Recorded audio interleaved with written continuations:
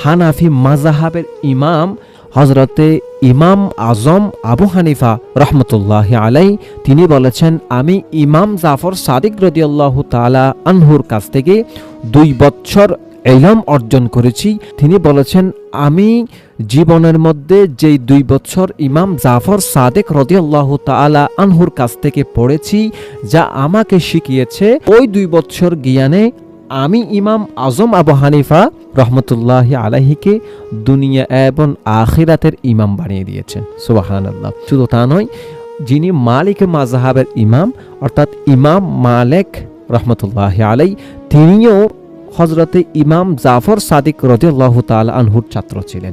শুধু এখানে শেষ নয়, যিনি কেমিস্ট্রির জনক, জিনার কাছ থেকে কেমিস্ট্রি এসেছে, জিনার নাম হলো জাবের ইবনে হায়ান, ওই জাবের ইবনে হায়ানও কেমিস্ট্রির জ্ঞান অর্জন করেছেন।